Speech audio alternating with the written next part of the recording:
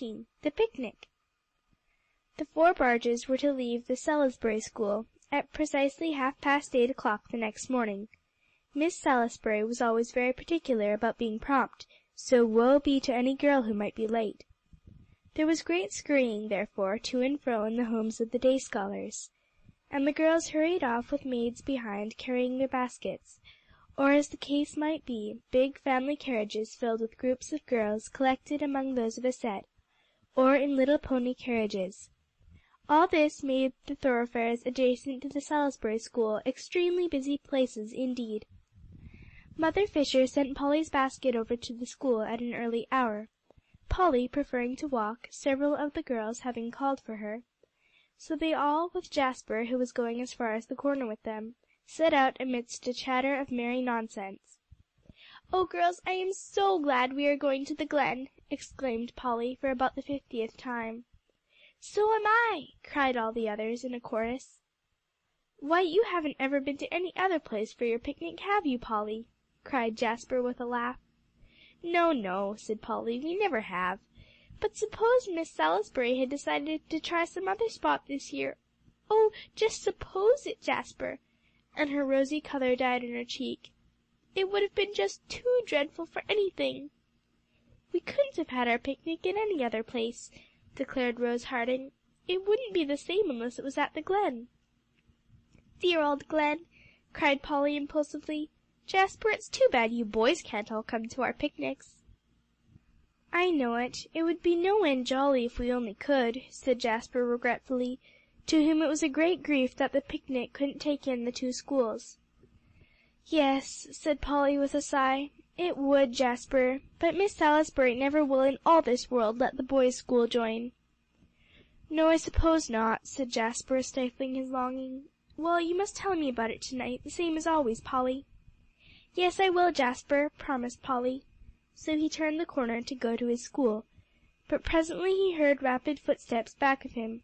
"Oh, Jasper!" cried Polly, flushed and panting, as he whirled about. "Tell Phronsie I won't forget the little fern roots. Be sure, Jasper." "All right, I will," said Jasper. "Dear me, do hurry back, Polly. You'll be late." "Oh, no, there are oceans of time," said Polly, with a little laugh. "I've the tin case in my picnic basket, Jasper, so they will keep all fresh and nice." "Yes, do hurry back," begged Jasper. So Polly, with a merry nod, raced off to the corner where the girls were drawn up in a knot, impatiently waiting for her. Every bit of the fuss and parade in getting the big company started, for all the scholars went to the annual picnic, was a special delight to the girls. The only trouble was that the seats were not all end ones, while the favorite places up by the driver were necessarily few in each vehicle. "Come on, Polly!" screamed Alexia. Everybody had agreed that she should have one of these choice positions because of her lame arm, which Dr. Fisher had said must be carried in its sling this day. So there she was, calling lustily for Polly Pepper, and beating the cushion impatiently with her well hand. "Oh, do hurry up!" Polly, down on the ground in a swarm of girls, shook her head. "No," her lips said softly, so that no one but Alexia, who was leaning over for that purpose, could possibly hear. "Ask Cathie." "Oh, bother!" exclaimed Alexia with a frown. Then she smothered it up with a "Come, Polly," very persuasively. "Can't," said Polly. "I'm going back here." And she moved down to the end of the barge. "Then I'm going back too." Alexia gave a frantic dive to get down from the barge. Miss Salisbury saw it, and as she had planned to give Alexia just that very pleasure of riding on the front seat, she was naturally somewhat disturbed. "No, no, my dear," seeing Alexia's efforts to get down. "Stay where you are." "Oh, dear me!" Alexia craned her long neck around the side of the vehicle to spy Polly's movements. "I don't want to be mewed up here," she cried discontentedly. But Miss Salisbury, feeling well satisfied with her plan for making Alexia happy, had moved off. And the babble and tumult waged so high over the placing of the big company, all the girls chattering and laughing at once, that Alexia, call as she might, began to despair of attracting Polly's attention, or Cathie's either, for that matter. "You better sit down," said the driver, an old man whom Miss Salisbury employed every year to superintend the business, "and make yourself comfortable." "But I'm not in the least comfortable," said Alexia passionately. And I don't want to be up here. I want to get down." "But you can't." The old man seemed to fairly enjoy her dismay. "'Cause she, you know," pointing his short, square thumb over his shoulder in the direction of Miss Salisbury, "told you to sit still. So you better sit." But Alexia craned her neck yet more, and called insistently, "Polly! Oh, Polly!" Miss Anstice looked up from the bevy of girls she was settling in another barge. "Alexia Rhys," she said severely, "you must be quiet. It is impossible to get started unless all you girls are going to be tractable and obedient." "Miss Anstice," Alexia formed a sudden bold resolve, "please come here. I want you very much," she said sweetly. Miss Anstice, pleased to be wanted very much, or indeed at all, left her work and went over to the front barge where Alexia was raging inwardly. "Miss Anstice, I need Polly Pepper up next to me," said Alexia. "Oh, so much. She knows all about my arm, you know. Her father fixed it for me. Will you please have her come up here? Then if I should feel worse, she could help me." Miss Anstice peered here and there in her nearsighted fashion. "I don't see Polly Pepper," she said. "There she is! There she is!" cried Alexia, trembling in every limb, for her plan could not be said to be a complete success yet, and pointing eagerly to the end of the barge. "She's the fourth from the door, Miss Anstice. Oh, how lovely you are!"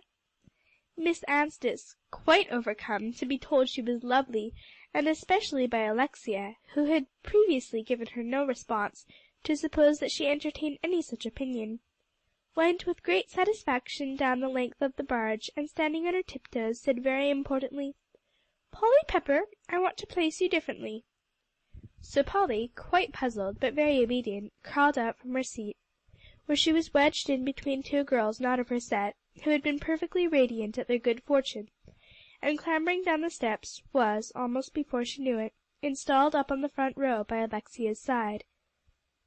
"Oh, Polly, what richness!" exclaimed that individual in smothered accents, as Miss Anstice stepped off in much importance, and hugging Polly. "I'm so glad my sling is on, for I'd never gotten you up here without the old thing," and she giggled as she told the story. "Oh, Alexia!" exclaimed Polly, quite shocked. "Well, I may get a relapse in it, you don't know," said Alexia coolly. "So you really ought to be up here. Oh, my goodness me, I forgot this man," she brought up suddenly. "Do you suppose he'll tell?" She peered around anxiously past Polly. "If you'll sit still, I won't tell that, teacher," said the old man with a twinkle in his eye. "But if you get to carrying on, as I should think you could if you set out to, I'll up and give the whole thing to her." "Oh, I'll sit as still as a mouse," promised Alexia. "Oh, Polly, isn't he a horrible old thing?" in a stage whisper under cover of the noise going on around them. "Hush!" said Polly. "Well, I'm not going to hush," cried Alexia recklessly. "I'm going to have a good time at the picnic today, and do just everything I want to, so there, Polly Pepper!"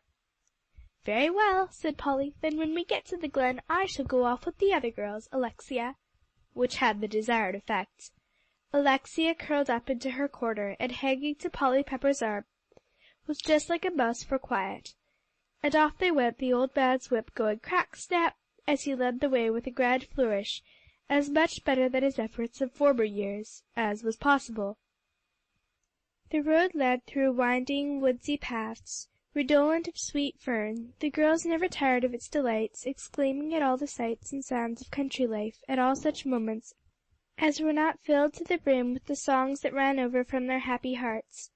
So on and up they went to the Glen, a precipitous ravine some 15 miles out from the city. When the barges finally drew up with another grand flourish at the entrance, a smooth grassy plateau shaded by oaks and drooping elms, they simply poured out a stream of girls from each conveyance, the old man and his companion drivers laughing to see them tumble out. "Pretty quick work, eh, Bill?" said an old Kimball. "No screaming for first places now." "It's the same beautiful, dear old Glen!" exclaimed Polly, with kindling eyes and dancing feet. "Oh, Alexia, come on!" And, seizing the well hand, they spun round and round, unable to keep still, having plenty of company, all the other girls following suit. Polly looked at her watch. In 5 minutes we must stop. It'll be time to get the flowers." "Oh, can we?" cried Alexia. "Misery me, I'm so tired cooped up in that barge. I feel stiff as a jointed doll, Polly Pepper."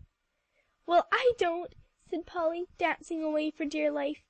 "Oh, Alexia, when Miss Salisbury gives the signal to explore, won't it be just fun?" "I should say!" cried Alexia, unable to find words that would just express the case. There was always one routine to be observed in the annual picnic of the Salisbury School, and no one thought for a moment of deviating from it. The maids collected the baskets taken from the wagons, and set them in a cool, shady place among the rocks just within the glen. The girls ran hither and thither to collect flowers and ferns to drape Miss Salisbury's seat of honour, and one as near like it as possible for Miss Anstice. These were big crevices in the rocks that were as comfortable as chairs, and having backs to them in the shape of boulders, they were truly luxurious. Indeed, Miss Salisbury had declared, when the seats were discovered by Polly Pepper at the first picnic after she joined the Salisbury School, that she never sat in one more comfortable, and she was so pleased when she was led to it and inducted therein, all flower trimmed with little vines trailing off and arching over her head. "Why, my dears!" she exclaimed, quite overcome. "Oh, how pretty! And how did you think of it?" "It was Polly Pepper who thought of it," said a parlour boarder. And Polly, blushing rosy red, a new girl as she was led up, and Miss Salisbury set a kiss on her round cheek. Polly never forgot how happy she was that day. And afterward, when the girls were busy in various little groups, Miss Salisbury had beckoned Polly to her side when she reposed on her throne, for it was beautiful and stately enough for one, and quite worthy of royalty itself. "Polly," said Miss Salisbury, in quite a low tone only fitted for Polly's ear, "do you think you could find a seat like this beautiful one for sister? I should really enjoy it so very much more if sister had one also, and she would prize the attention very much, Polly, from you girls."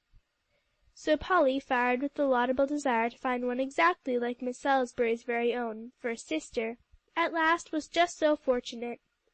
So that was also flower trimmed with trailing vines to finish it off with.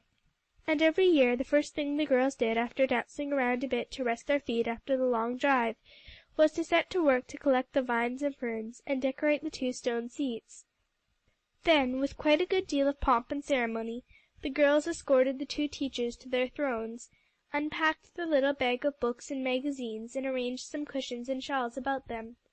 And then Miss Salisbury always said with a sweet smile, "Thank you, my dears," and Miss Anstice said the same, although, try as hard as she would, her smile never could be sweet like Miss Salisbury's.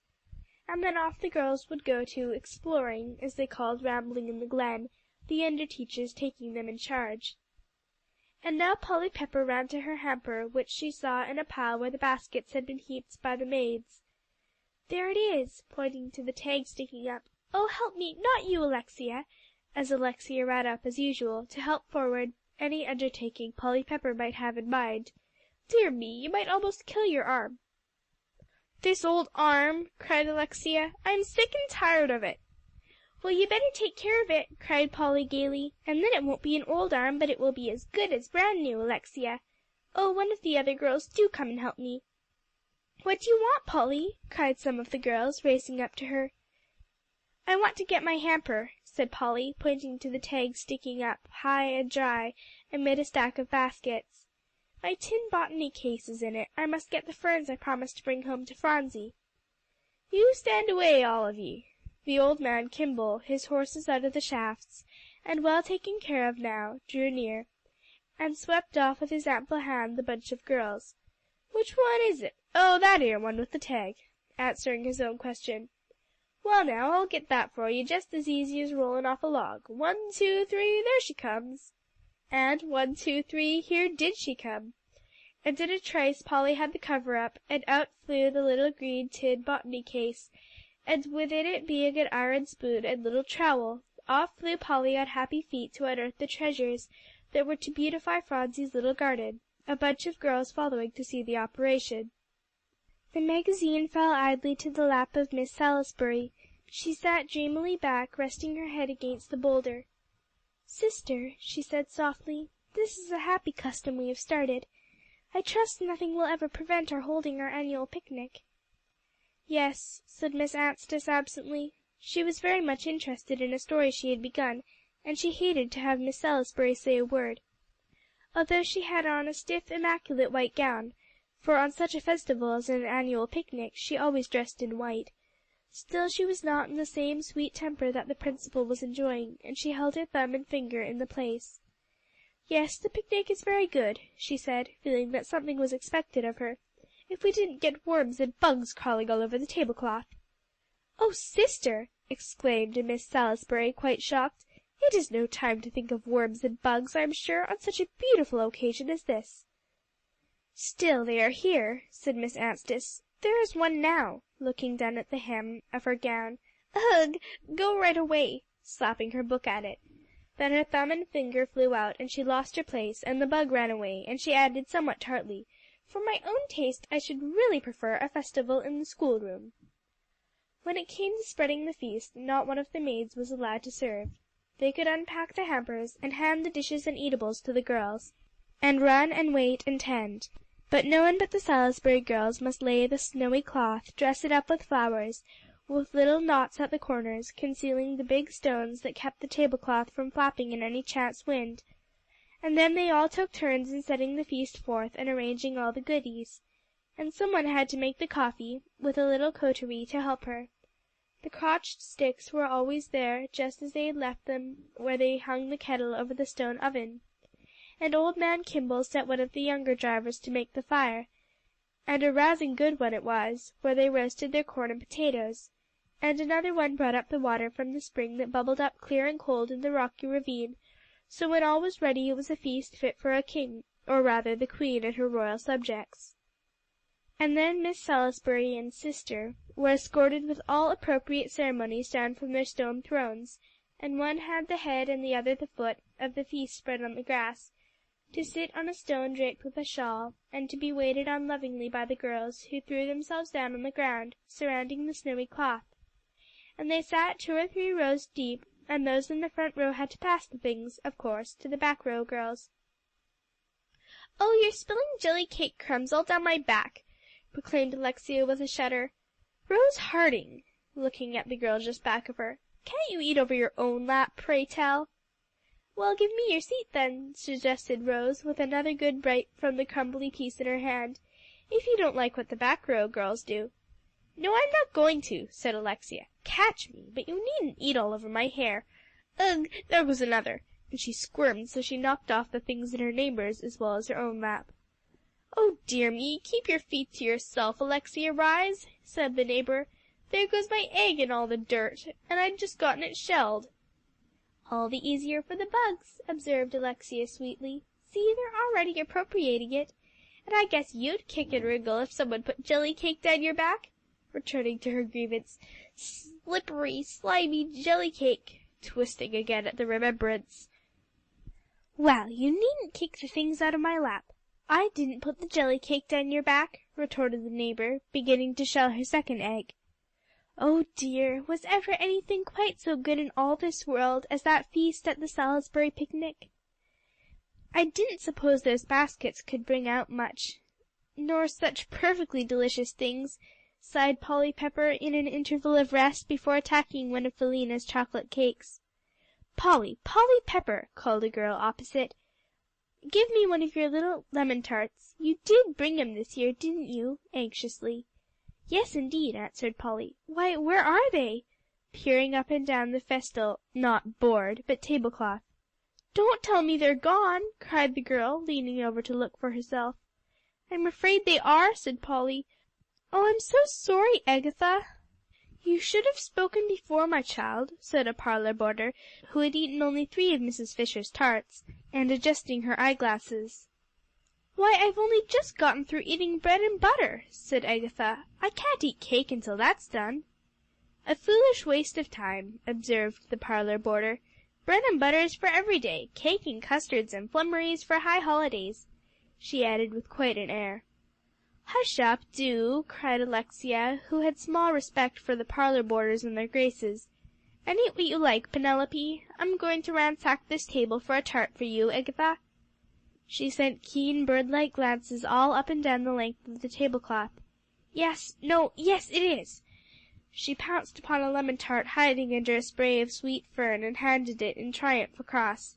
"There you are, Agatha. Now don't say I never did anything for you." "Oh, how sweet!" cried Agatha, burying her teeth in the flaky tart. "I should think it was sour," observed Amy Garrett. "Lemons usually are." "Don't try to be clever, Amy child," said Alexia. "It isn't expected at a picnic." "It's never expected where you are," retorted Amy sharply. "Oh dear, dear, that's pretty good," cried Alexia, nowise disconcerted, as she loved a joke just as much at herself as at the expense of anyone else, while the others burst into a merry laugh. "There's one good thing about Alexia Rhys," the Salisbury girls had always said. "She can take any amount of chaff and not stick her finger in her eye and whimper." So now she smiled serenely. "Oh dear, dear, I wish I could eat some more," she said. "I haven't tasted your orange jelly, Clem, nor as much as looked at your French sandwiches, Silvia. What is the reason one can eat so very little at a picnic, I wonder?" She drew a long breath, and regarded them all with a very injured expression. "Hear that, girls!" cried Silvia. "Isn't that rich, when Alexia has been eating every blessed minute just as fast as she could?" "I suppose that is what we have all been doing," observed Alexia placidly. Miss Salisbury had been a happy observer of all the fun and nonsense going on around her, and renewing her youth when she had dearly loved picnics, but it was not so with Miss Anstice. At the foot of the festal tablecloth she had been viewing from the corners of her eyes the inroads of various specimens of the insect creation, and several other peripatetic creatures that seemed to belong to no particular species but to a new order of beings originated for this very occasion. She had held herself in bravely, although eating little, being much too busy in keeping watch of these intruders, who all seemed bent on running over her food and her person, to hide in all conceivable folds of her white gown. And she was now congratulating herself on the end of the feast, which about this time should be somewhere in sight, when a goggle-eyed bug, at least so it seemed to her distraught vision, pranced with agile steps directly for her lap, to disappear at once. And it got onto her nerves. "Ow! Ow! Take it off!" Miss Anstice let her plate fly, and skipped to her feet. But looking out for the goggle-eyed bug, she thought of little else, and stepped into some more of the jelly cake, slipped, and precipitated herself into the middle of the feast. Chapter 13